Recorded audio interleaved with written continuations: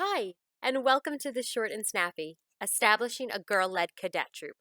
Thank you so much for joining us today.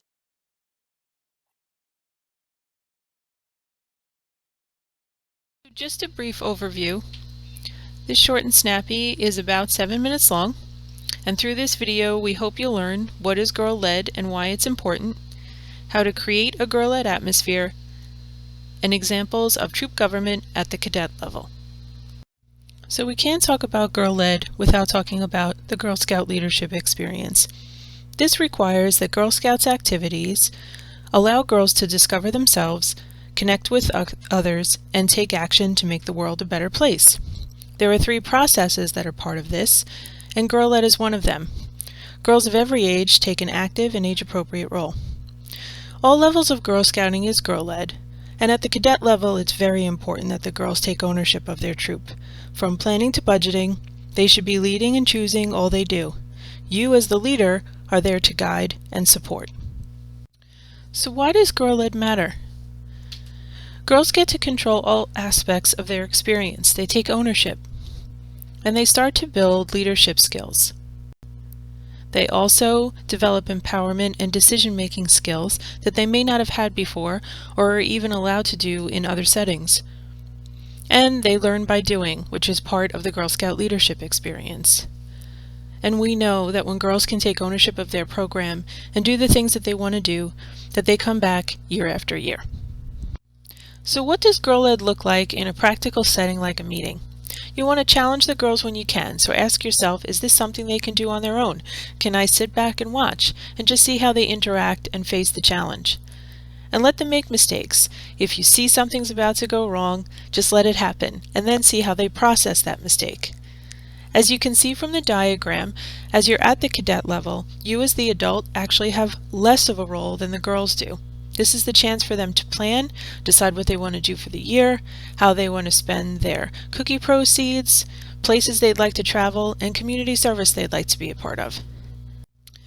So the GSRI, or Girl Scout Research Institute, has surveyed the cadet level girls, and 40% of the girls don't feel they had an active role in decisions, and this caused them to leave Girl Scouting. They said if they were in charge, that they would include everyone, and everyone would be able to participate equally. Everybody would have a voice. They would get to decide what was going to happen, how proceeds would be spent, trips they were going to take, community service projects, and this overall award. And they would do more of what they choose. In certain troops where troop leaders have planned the entire year, by September, the girls don't really feel they have ownership over that. This is the time to give it to the girls. At the cadet level, it really isn't more crucial. And what a lot of the girls believe is if they had ownership over their troop, complete ownership over their troop, and could decide what they wanted to do, that would help change the image among their friends in school and maybe bring some more girls into Girl Scouting. So what are some ways you could put this into practice? When you talk about choosing activities, give the girls the resources and then let them go. Resources could be the volunteer toolkit, the Girls Guide to Girl Scouting, the GSNC website, the Possibilities magazine, anything like that. Let them do their own research. Let them identify the topics that matter to them. They may all decide that they're really interested in environment and cleaning up beaches or something like that. So let them come to that conclusion and decide on what's important. And at your troop meetings, let them choose their roles. Let them create the agenda. Maybe they want to open up with a promise, then they want to do a game, maybe then they'll roll into their activity. Let them map that out. They can decide on what type of troop government they would like to have, or they don't need to have it, but it is an option for them that we'll talk about in a bit. And then all of this allows that troop meeting to be entirely girl-led. Other ways where you can ensure things are girl-led is when you're talking about troop funds. So have the girls work over their budget. Look at income versus expenses. They can decide where they want to spend their money. Maybe they want to go to a certain community partner. Maybe they're interested in making a donation. Maybe they're interested in doing some extra money earning. This is where you can guide them to the Volunteer Essentials rules and have them read up on them so they can ensure that the activity that they want to do follows those guidelines and is appropriate. Other places would be having the girls do their own event planning, deciding what kind of camping trips they want to take and where they'd like to go, deciding what kind of silver awards each group of girls would like to do. All of this together will make this troop a true adult-girl partnership. Troop government is meant to be a democratic system so that all members have a chance to express their interests and feelings and share in the planning and coordination of activities. Choose what works best for your troop. There is no one better method. In a patrol system, girls are broken up into patrols for small group discussions. Group sizes should be between 5 and 8 girls.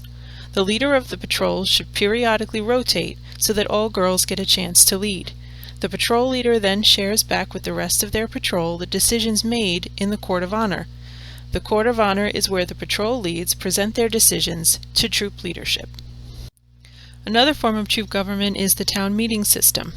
Girls discuss and make decisions as an entire troop. Remember to establish discussion guidelines as a group before the discussion begins. Ensure there is a girl moderator and everyone gets a chance to speak.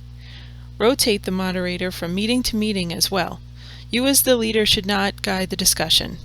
The girls are the ones who should be in charge. Another form of troop government is the executive board. Board members include a president, vice president, treasurer, and secretary. The number of positions depends on how many girls are in the troop and the needs of the troop. The executive board considers the input of the rest of the troop and must consult the rest of the troop before financial decisions are made. Through this short and snappy, we hope you were able to learn what girl-led is and why it's so important, especially at the cadet level, how to create a girl-led environment within your troop, and some examples of troop government. Thank you so much for taking the time to increase your knowledge as a Girl Scout troop leader. If you have any questions or want to suggest a short and snappy idea that's not already on our training page, please email us at customercare@gsnc.org.